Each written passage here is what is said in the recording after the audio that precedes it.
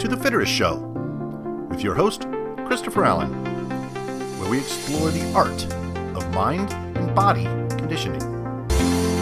Although the pandemic wears on, gyms and fitness centers across the country are opening for people to work out. A new study looks at the incidence of COVID-19 spread in gyms across almost 3,000 fitness centers across the country. Also, a new scientific research study out of the Buck Institute looks at alpha-ketoglutarate, AKG, and the effectiveness of that as an anti-aging compound. Finally, Peloton introduces new product updates and a pricing realignment in an attempt to keep its torrid growth rate during the pandemic and position themselves for growth after the pandemic.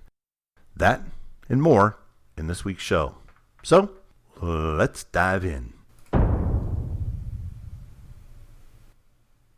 After analyzing millions of member check-in data across 2,873 gyms, sports clubs, boutiques, fitness centers over the course of 3 months, the International Health, Racquet, and Sports Club Association, IHRSA, conclusively found that fitness facilities are safe and are not contributing to the spread of COVID-19. So from about the beginning of May through the beginning of August, the IHRSA and a research firm closely examined and compared the member check-in data, so the number of gym visits, from a host of different fitness facilities, Anytime Fitness, Lifetime, Orange Theory, SoulCycle, Planet Fitness across the country, with self-reported infection rates. After nearly 50 million check-ins over that 3-month period, the study found that a rate of 0.0023% had tested positive for COVID-19. Gyms nationwide have pretty robust safety measures in place, and really there's not much evidence that the positive cases of COVID originated in any of these gyms. It's a pretty interesting study because this data proves that health clubs, for the most part, when they're following strict cleaning, safety protocols, and members are abiding by those, they are generally pretty safe. The data shows that with these proper sanitization protocols in place, people can safely return to their workout routines in gyms, health clubs, and fitness centers around the country. Now, the gym and fitness center industry has long argued that gyms, health clubs are key to keeping people healthy. Physical activity plays an important role in not only maintaining a healthy immune system, but also reducing incidences of obesity, heart disease, lung disease, cardiovascular disease, and diabetes. Physical fitness also has long-term mental health benefits as well, helping to reduce the risk of stress and depression. While certainly during the lockdown period, it did prove that people can maintain fitness regimens outside the gym, I still believe, and of course the gym industry believes, not surprisingly, that the variety of equipment and resistance training, cardiovascular training, plyometric training, all the different avenues that are available within a gym certainly provides more variety in your workout routine. Also, oftentimes for a lot of people, going to the gym provides that regulated, structured time to get your full workout in, both resistance training, weight training, cardiovascular training, walking, sprinting, whatever it is you want to do. So, generally good news that gyms are not a hotbed of spread of COVID-19. One caveat, of course, is remember that this study, while certainly promising and the positivity rate is de minimis, it was sponsored by the IHRSA, whose membership is basically health clubs. But in this case, at least they took the initiative to start a longitudinal study to look at health clubs over the 3-month period to see if there was or was not any real spread. So in general, study, at least this one, and in my experience, based on the safety, cleaning protocols that are in place at most gyms, mask wearing, etc., gyms seem to be a lot safer than certainly what they were portrayed to be with regard to a hotbed of spread. In our second news story of the week,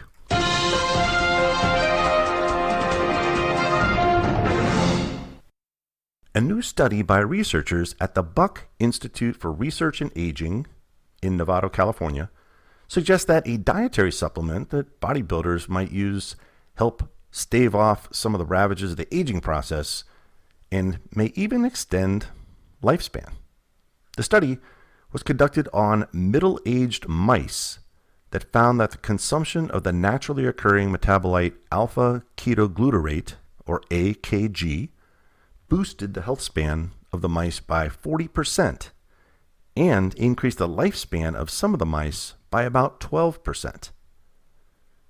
Side note of the study is that female mice in the study seem to benefit more from the supplement than male mice. In the study, again, 18-month-old mice, which is equivalent to about 50 years old in human years, were fed a food that included AKG as 2% of their diet for up to 21 months. So this isn't a take it and you're done. 21 months longitudinal study, and they tested the mice on their longevity or until they died. So what is AKG? Well, AKG is produced endogenously in the human body as a product of natural metabolic processes. The molecule is not present in food, but its production can be enhanced by exercise or intermittent or longitudinal fasting. AKG is a naturally occurring substance that breaks down food to create energy. And previous studies have shown that levels of AKG in the human body can drop tenfold as humans age. AKG is commonly available as an exercise supplement. Some athletes, some bodybuilders believe it can improve general athletic performance, maybe help build some muscle mass, but there's really not a large body of research supporting those particular claims. More specifically, AKG is involved in a lot of physiological processes, contributes to metabolism, provides energy for cellular processes, it helps stimulate collagen production, protein synthesis, and also influences some age-related processes during stem cell proliferation. AKG also inhibits the breakdown of protein in muscles, making it, again, a popular supplement among athletes. You want to preserve muscle mass, shed body fat. Over the past few years, researchers have started investigating the effect of AKG supplementation on lifespan and health span. A 2008 review article on the subject noted that AKG blood levels can drop by a factor of 10 between the ages of 40 and 80, which would suggest then that supplementation with AKG in middle age could provide some helpful anti-aging effects as one ages. So how does this affect, or where does this lead future research? Well, many anti-aging researchers are primarily focusing on improving health span versus lifespan. So what does that mean? Well, lifespan is trying to keep us alive for longer and longer periods of time, versus health span, where the goal is to extend the period of time which we are vigorous, healthy, and active. And again, the focus shifting more to health span, which, according to this study, the AKG supplemented animals showed more than a 40% improvement across specific health span measures, including inflammatory markers, frailty, and cognition, compared to those mice in the control group. So next up, researchers at the National University of Singapore are currently planning a human clinical trial designed to test the effects of AKG in healthy middle-aged adults. Of course, the trial won't be able to offer immediate data as to the effects of AKG, particularly over a long period of time, but the research will look at a number of health span biomarkers to determine if at least there is progress being made on, again, improvements in overall health span. The researchers, again, plan to test AKG in human volunteers, probably with a group in the age of 45 to 65, to investigate whether this molecule, AKG, will improve aging-related biomarkers. Again, things like decreasing inflammation, arterial hardening, and chemical signatures that are just associated with aging, again, improving overall health span. So some very interesting results. They're just in mice right now, but we'll keep an eye out for continued progress and research in future human trials. And in our third news story,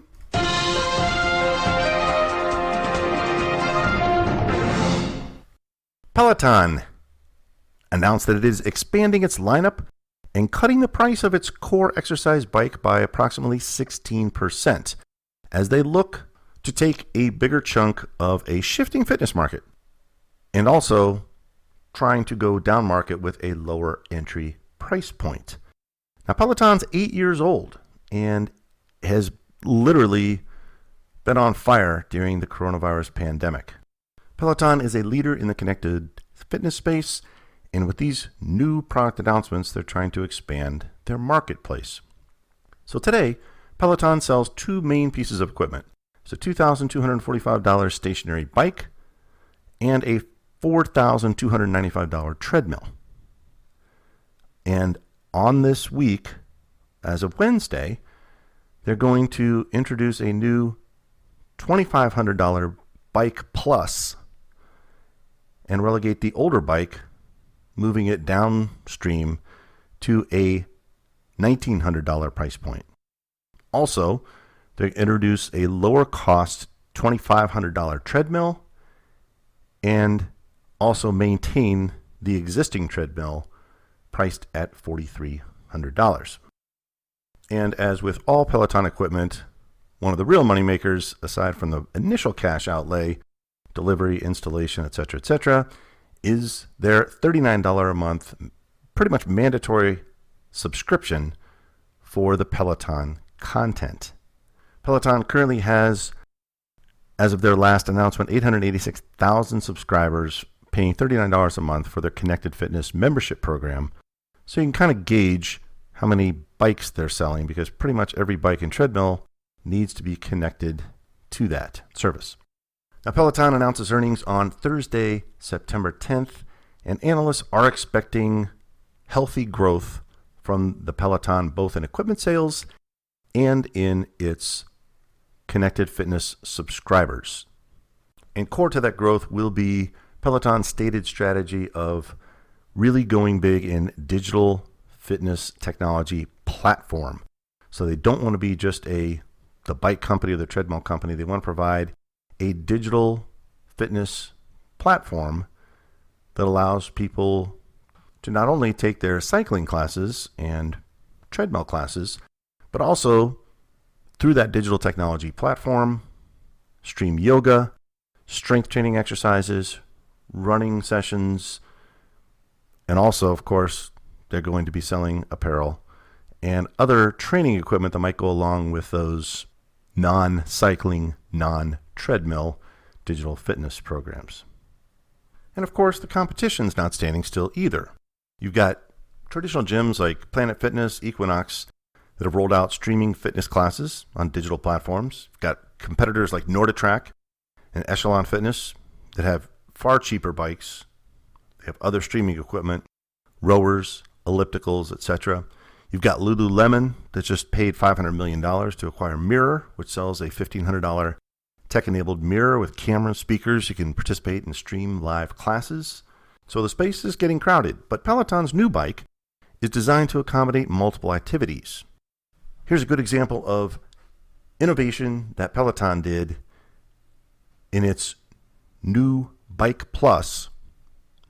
They did a couple simple things. The most important thing is its 24-inch touchscreen that used to face only the rider as you're sitting on the bike seat actually swivels around, so you can do other exercises without the bike being in the way and just use it to hold up the monitor.